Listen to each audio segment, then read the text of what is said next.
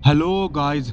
जिस तरह से हमारे सौर मंडल में मौजूद हर एक ऑब्जेक्ट, चाहे वो प्लैनेट्स हो, मून्स हो या फिर एस्टेरॉयड्स हो, वे सभी हमारे सन के चारों ओर रिवॉल्व करते हैं। उसी तरह हमारा सूर्य भी हमारी गैलेक्सी के सेंटर यानी सैजिटेरियस ए ब्लैक होल के चारों तरफ रिवॉल्व करता है और हमारी गैलेक्सी भी अपनी ऑर्बिट में घूमती रहती है। और तो और अपनी ऑर्बिट में घूमने के साथ साथ हमारी गैलेक्सी इस ब्रह्मांड में बेहद ही तेज गति से मोशन भी कर रही है, यानी हमारे ब्रह्मांड में मौजूद हर एक ऑब्जेक्ट हमेशा मोशन में रहता है। साथ ही उसमें कुछ न कुछ बदलाव भी होते रहते हैं, पर इस बदलाव का प्रोसेस इतना स्लो होता है जिसकी वजह से किसी भी चेंज को नोटिस करने के लिए हमें सैकड़ों सालों से हजारों लाखों सालों तक का समय लग जाता है। पर अगर बात करें हम सिर्फ एक साल की, तो इन एक साल में ही हमारी धरती, सौर मंडल और यहाँ तक कि हमारे ब्रह्मांड में काफी कुछ चेंज हो जाता है।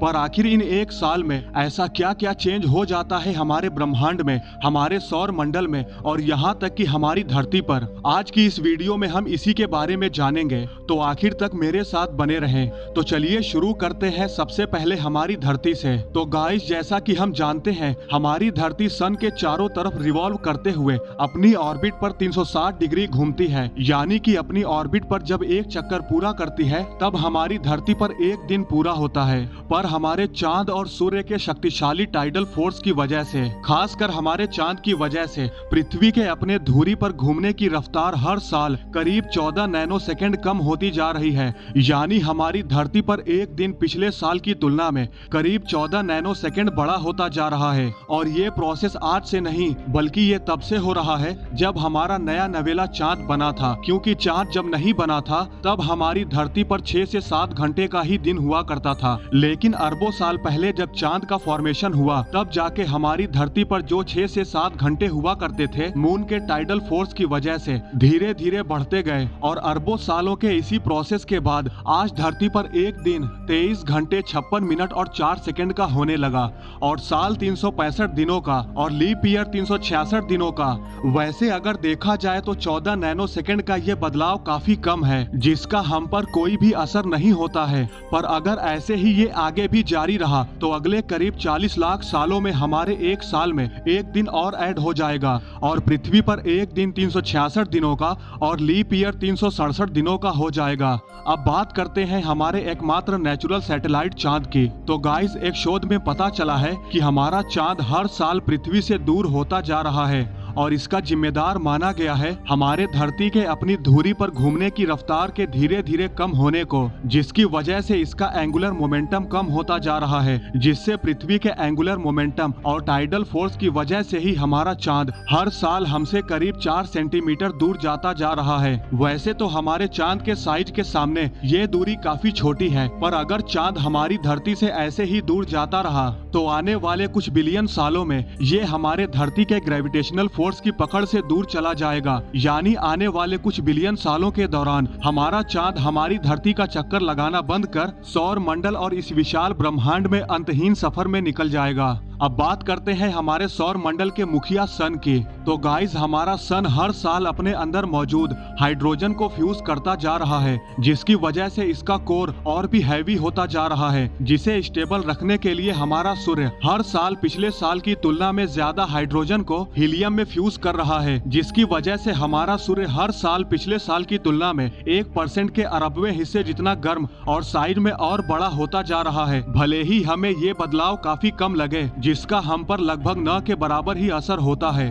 पर अगर हमारा सन ऐसे ही गर्म और साइज में और बड़ा होता रहा तो ये आने वाले करीब 2 बिलियन सालों में इतना गर्म और बड़ा हो जाएगा कि ये पृथ्वी पर मौजूद सभी महासागरों को सुखा देगा और पृथ्वी पर मौजूद सभी जीवन के नामो निशान को मिटा देगा। अब बात करते हैं हमारे मिल्की वे गैलेक्सी की। तो गाइस, हमारी मिल्की वे गैलेक्सी अपने शुरुआती समय की तुलना में आज के समय में काफी विकसित हो चुकी है, जिससे रॉ मटेरियल्स की काफी कमी की वजह से नए तारों के बनने की रफ्तार भी काफी कम हो चुकी है। पर फिर भी अगर देखा जाए तो हमारी गैलेक्सी में अभी भी कई गैस और डस्ट क्लाउड्स मौजूद हैं, जो ग्रेविटी के चलते कोलैप्स हो रहे हैं और ये प्रोसेस कई लाख सालों तक चलता रहेगा, जिससे बाद में इस गैस क्लाउड से एक नए तारे का निर्माण होगा। अब अगर बात करें करंट टाइम में तो हमारे मिल्की वे गैलेक्सी में हर साल 0.68 सोलर मास जितना नए तारे का जन्म होता है, यानी हर 2 साल में हमारी मिल्की वे गैलेक्सी में सूर्य जैसे एक तारे का निर्माण हो जाता है। भले ही ये रफ्तार आपको काफी कम लगे, पर कॉस्मोस की भाषा में ये रफ्तार काफी अच्छी है। पर अगर मिल्की वे के शुरुआती समय में ये रफ्तार काफी ज्यादा थी। उस समय हमारी मिल्की वे गैलेक्सी में हर साल करीब 13 नए तारों का जन्म हो रहा था। अब बात करते हैं ब्रह्मांड के टेम्परेचर की। तो गाइस, हमारा ब्रह्मांड आज से करीब 13.8 बिलियन साल पहले एक महाविस्फोट से हुआ था, जिसे बिग बैंग के नाम से जाना जाता है। अगर देखें तो शुरुआती कुछ लाख सालों तक हमारा ब्रह्मांड बेहद ही गर्म था और इसका एवरेज टेम्परेचर कई लाख डिग्री सेल्सियस तक था। पर समय के साथ हमारा ब्रह्मांड सभी दिशाओं में फैलने लगा और इसका एवरेज टेम्परेचर कम होता चला गया। अब अगर करंट टाइम में देखें तो हमारे ब्रह्मांड का एवरेज टेम्परेचर करीब -270.4 डिग्री सेल्सियस है। पर हर साल हमारा ब्रह्मांड पिछले साल की तुलना में और भी ठंडा होता जा रहा है, लेकिन इसकी रफ्तार काफी धीमी है। पर अगर हमारा ब्रह्मांड इसी तरह से ठंडा होता रहा तो आने वाले कुछ बिलियन सालों में इसका टेम्परेचर एब्सोल्यूट जीरो यानी -273.15 डिग्री सेल्सियस को छू जाएगा। वैसे गाइस, एब्सोल्यूट जीरो ऐसा टेम्परेचर होता है जिसमें एटम भी मूव करना बंद कर देते हैं और ऐसा होने पर हमारा ब्रह्मांड बिग फ्रीज स्टेट में चला जाएगा, या फिर दूसरी भाषा में कहें तो हमारे ब्रह्मांड का अंत हो जाएगा।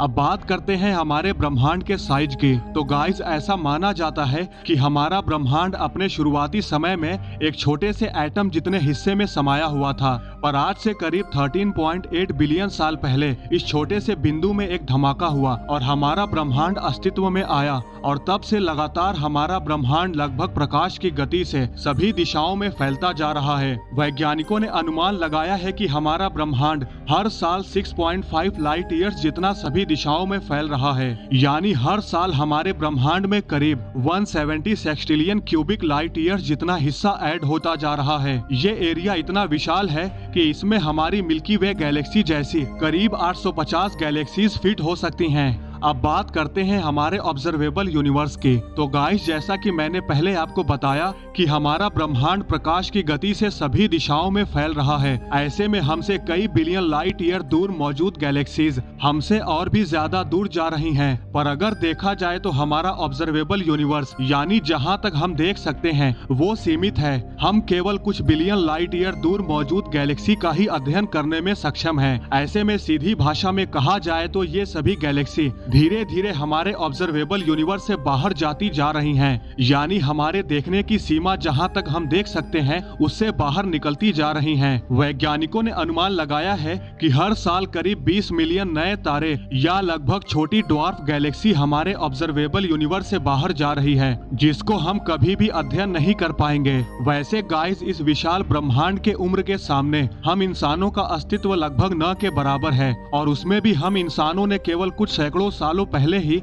इस विशाल ब्रह्मांड को विशाल टेलीस्कोप से देखना शुरू किया है। पर हमारा ये ब्रह्मांड हर सेकंड, हर दिन, हर साल बेहद ही तेजी से बदल रहा है। भले ही हम इंसान इसे नोटिस कर पाने में सक्षम नहीं हैं, पर आने वाले कुछ लाख या फिर करोड़ों सालों में छोटे छोटे ये बदलाव हम इंसान, हमारे धरती, हमारे सौर मंडल और हमारे इस पूरे ब्रह्मांड को पूरी तरह से बदल कर रख देगा। तो गाइज, आज की इस वीडियो में बस इतना ही। आई होप आपको ये वीडियो जरूर पसंद आई होगी। अगर आपको ये वीडियो पसंद आई है तो लाइक और शेयर करना न भूलें, और ऐसी ही इंटरेस्टिंग वीडियो देखने के लिए हमारे चैनल को सब्सक्राइब करना न भूलें।